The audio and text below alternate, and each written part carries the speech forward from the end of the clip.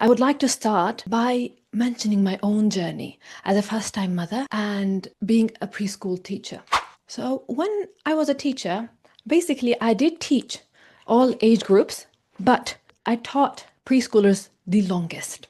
And I was not allowed to touch them or yell at them, be upset with them, or use any cross words, use any upset language with them. And being in that environment where your hands are tied, like you can't really abuse children, then it forces you to get creative. It forces you to learn tools, to know that what makes children listen to you. Then you start learning more and more tools to apply that. And alhamdulillah, I have never had any complaint of any parent. We in our school, we had this open window system. Anybody could look in. And basically, the teacher was on surveillance 24/7, as long as she was with kids. So she was under observation whether she's behaving aggressive or angry in any way. So alhamdulillah, being in that environment, I thought I was prepared for motherhood. I know the tools, I have succeeded. So I know how to make children listen, and parenting is going to be so much easier. It's my own kid. I would love them unconditionally. Then, when I first held my own child, after they were born, this delicate little tiny human being in my arms, I felt love for it more than I could ever imagine. And I made promise to my child that I was going to be the best mother, that everything I had, I'm going to teach that child. I'm going to be so kind and so gentle. And so I made this resolve in my own heart. Then the reality hit, and I found out it was so different than being a teacher. I only have to put up a brave face for certain hours and then I would have breaks as well between periods, like after 2 hours I'm going to have a break. However, being with children, you are there 24/7 and you are tired, you're hormonal, and then on top of that, children start growing and becoming defiant. They start saying no to everything. Like at a certain age, no becomes their favorite word. So the reality hit, and I found myself, to my embarrassment, behaving in a way that was so unbecoming of me. I started thinking to myself, what happened to all that training that I had as a teacher? Like, where did all that go? And like, who is this person? I have never known myself to be able to raise my voice. But subhanAllah, this is the reality of the situation. Parenting is so demanding, like no other job in the world. Obviously, I needed to change something. And when I was analyzing, okay, what's happening? Why am I being loud? Why am I behaving in a way that like maybe picking my child up and putting them somewhere like with anger? So things like that. And I was like, okay, what's happening? Then I started blaming the tiredness, the no help, the hormones, and things like that, things that are out of my control. And I started justifying, okay, as a parent, I don't have a break. So it's okay for me to yell at my kids once in a while. Like, I'm a mother, I love them like nobody else can, so why can't I yell at them occasionally? Anger is natural, but how you express it is your choice. So I'm not against feeling the feelings, but you have to be responsible for how you express that feeling. So then what happened is I started blaming. Then the realization hit me. And what was the realization? That children feel the effects of yelling, neglect, or harshness, regardless of our intent. It doesn't matter to them. I could see the effects, so it doesn't matter to them. Like, I love them more than anybody else can ever love them.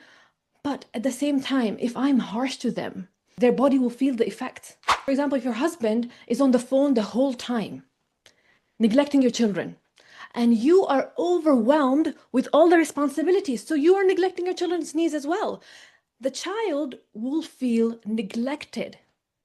The child will feel disconnected. It doesn't matter what's the reason or what's happening around them. If they are feeling disconnected, they're going to act out. If they're feeling ignored, they're going to develop some traumas of their own. A child's nervous system doesn't distinguish between I didn't mean it and I meant it. It doesn't matter to them. The effects are the same on them, on their nervous system. And I also realized that nobody is perfect. We all grow up with our own unique sets of traumas. And that is no excuse to treat your child any different.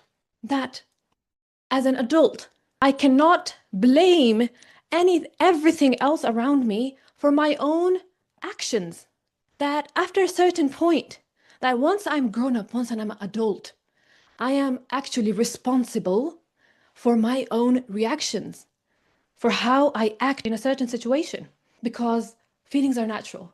You are going to get angry, you are going to get frustrated, but you have many choices. And what you choose, if you choose to yell at your child, you need to take ownership of that. If you keep blaming on circumstances, on traumas, then you're never going to be able to change. So take ownership of your own flaws, of your own setbacks. And then, inshallah, you're going to be at the place of changing, inshallah. And inshallah, I'm going to give you tools. Another thing is, so that is the realization also was in my journey. Then the last step was research. And I'm currently in that stage still, alhamdulillah, every day. I do more and more research. And I have so many parenting systems, Islamic and Western. And alhamdulillah, even through that research, in the beginning of the research, alhamdulillah, I also compiled a book called The Parenting Tools in the Light of Quran and Authentic Sunnah. And that was me going through all the Nabawi Ahadith on Tarbiyah, compiling them, trying to make a concise version of it. So basically, first of all and foremost, for my own guidance, for my own knowledge, to know how the Prophet ﷺ would act in certain situations. You're going to find all of that, those examples in this book, inshallah. And also, I've researched many Western systems. So essentially, all the parenting systems have these three components. What are those components? These components are, first of all, connection. And the second of it is structure. And the third is the consequences. If any of these is missing, then the parenting is going to be incomplete and the child is going to take advantage of that, or child is going to start misbehaving. Out of all of that, consequences is the one that gets abused a lot. Either we don't give consequences at all for when the consequences need to be given, or we are too harsh in our consequences, leading our children to develop some disconnect from us, some traumas and things like that. So there are parenting systems based on a lot of connection, but if a parenting system fails to give reliable consequences, justified consequences, kind consequences, if a parenting system is not able to answer the question, okay, what if the child chooses to ignore? What can I do then? If a child is defiant, if he wants to test boundaries, then what is the what if?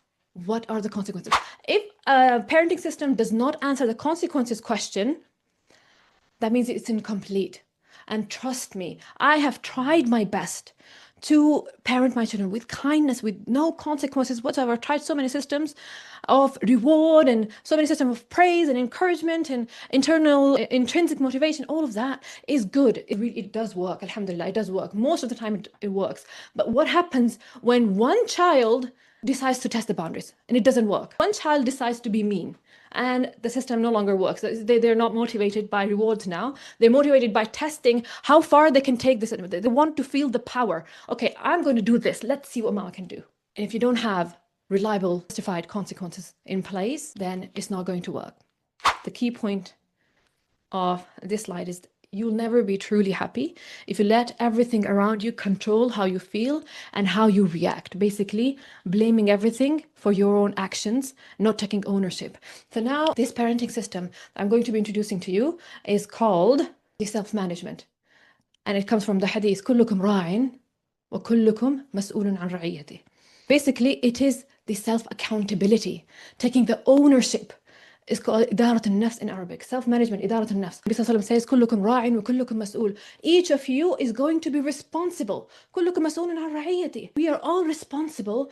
We need to take ownership of what we do and how it impacts people around us. So self-accountability is going to be, we are going to learn this ourselves, and then we're going to teach it to our kids as well. And once they start taking the accountability, once they start learning that, trust me, it's going to be a game changer, inshallah. Now, how do you know if you're modeling good self-management or not, good self-accountability or not? Do you, and these are questions for yourself. You can do it in your journal, you can answer them wherever you like. So do you give in to your impulses all the time? Like, you feel like yelling, so you yell. Do you feel like being upset and ignoring? Do you feel like lashing out? Do you feel like maybe hurting your child? You give in to your impulses. That means you're not modeling self-regulation. You're not modeling self-accountability. You're not owning your own actions.